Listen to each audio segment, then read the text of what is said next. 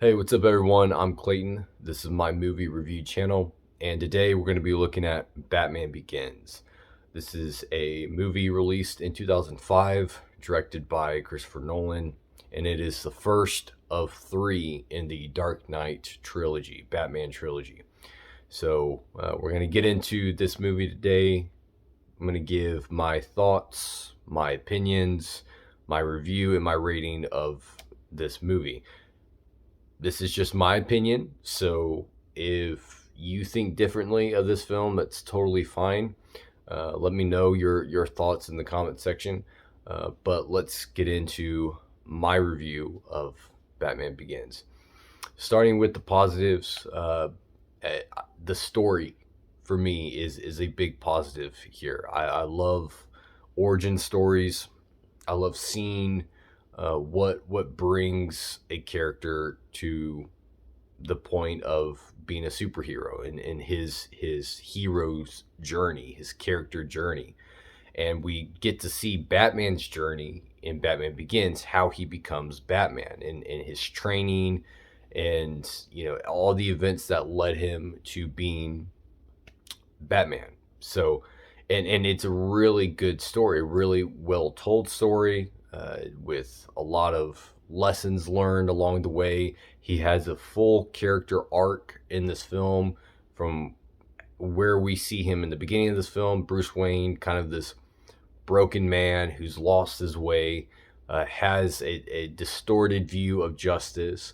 He thinks justice and vengeance kind of intertwined together, and he has to go on this journey learning what justice truly is, what it means to stand for justice, what it means to fight for justice, and how it's not the same as vengeance. And there's a lot of lessons he learns along this way. And by the end of Batman Begins, we have a full character arc for Bruce Wayne. That's one thing I loved about this movie is if you just took this movie by itself, if this was the only movie that was made in this trilogy, you have a full character arc for Batman and Bruce Wayne. It could be technically a standalone film because there's nothing left that needs to be told.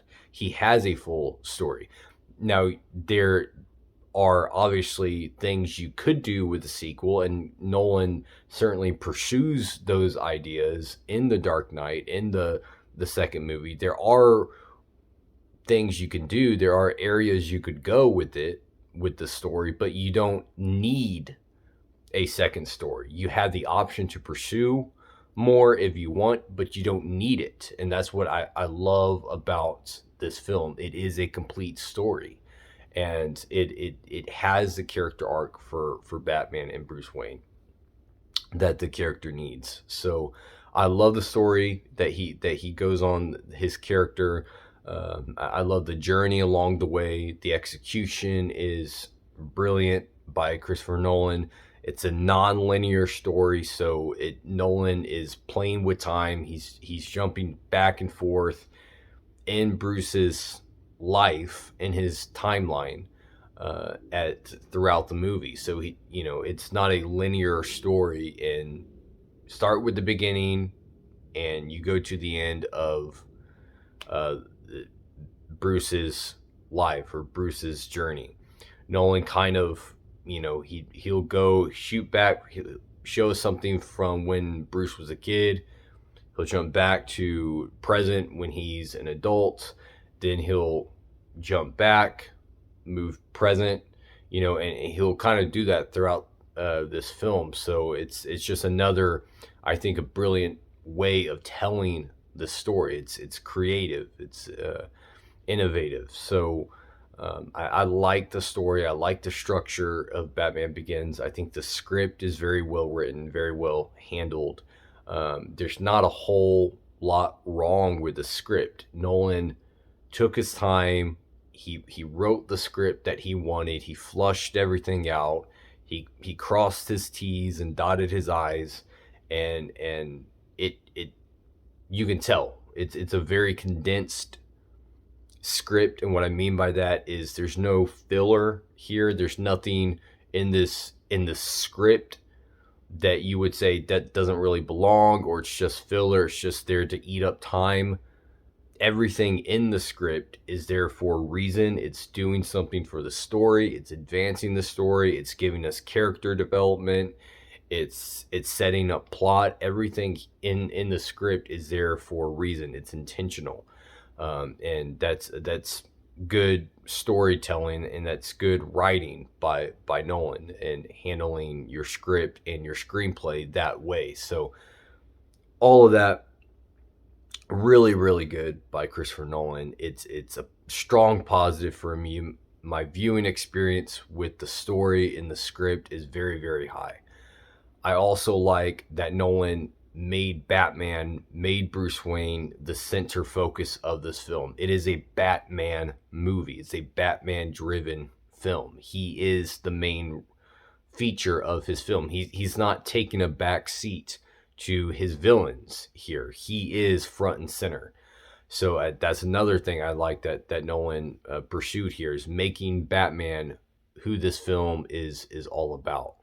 I also like that Nolan pursued the side characters as well. Gordon in this film, Commissioner Gordon, who in this film is actually Sergeant Gordon, Jim Gordon in this film. He also is there for a reason. He also has character development in this film. He's not just a wasted character that's not really doing anything for the film. He's not serving any purpose like the Commissioner Gordon of the first four Batman movies, the two Tim Burton and the two Joel Schumacher movies, where Gordon literally didn't do a single thing in any of those four movies. He was just there for presence, but the character didn't serve any purpose. He didn't do anything for the story or for any of the characters. He was just there.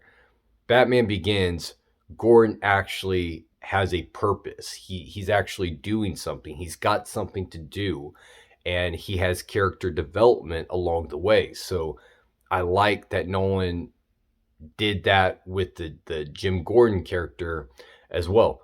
Ra's al Ghul, our main villain here, our main antagonist, also is used, I think, pretty well. No, it's not fully Ra's al Ghul from the comics, but Nolan stays true to the essence of the character. He stays true to who Ra's al Ghul is as a character. He keeps the essence of him, and that's something that we see Nolan do throughout the Dark Knight trilogy, is maybe not being 100% accurate to the portrayals of these characters, of these villains in the comics, but he keeps the essence of these characters, who they are at their core fundamentally. He keeps that part of them and then reinterprets them in his way, in his version of these stories. And I like that that Nolan did that. So in Ra's al Ghul is same thing. He stays true to the Ra's al Ghul character. He keeps the main parts of that character and then just reinterprets him in this story. And I think he does a very good job at that. Scarecrow, played by Cillian Murphy, same thing. Not accurate necessarily to the comic book versions of Scarecrow, but he does stay true to who Scarecrow is in the comics. He does stay true to who that character is and what he's all about. So I do like that as well. I may not necessarily be a fan of this particular version of the Scarecrow, and that's what it is. It's a version of the Scarecrow, just like any other comic book version of the Scarecrow. It's just a version of the character. This is a version of Scarecrow. It may not be your favorite version of the Scarecrow, but it is still who Scarecrow is at his core from the comics.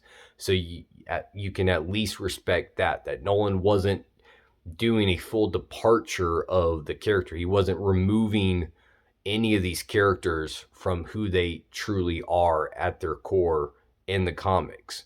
So he kept the fundamental elements of these characters, the necessary elements of these characters. Alfred here is not just an old guy walking around the palace serving tea to guests. He actually has character here. He actually has a heart. He brings emotion to the film. He brings some humor and some levity to the film. I think he's got great chemistry with Bruce Wayne and Christian Bale. Alfred is actually doing something in this film as well. He's playing a big part and kind of helping Bruce along in this beginning of his story, of his hero's journey. Lucius Fox here, again, a important character, not a wasted character. He's not just a guy there to show up for comic book fans to get excited about. He's actually doing something. He's got purpose in this film. There's no real wasted characters here. Everyone in this film is doing something. They've got something to do for the story. They've got some type of character arc or character development. They're there for a reason, and that's good writing and good directing by Christopher Nolan. So all of those are positives for me. I love the acting. The performances here are really, really good. I think Christian Bale turns in a great performance as Bruce Wayne and Batman. I personally think this is his best performance of the Dark Knight trilogy as both Bruce Wayne and Batman. I think he's the best in Batman Begins. Michael Caine turns in a great performance. Gary Oldman as Gordon. Everyone turns in a really solid performance in this movie.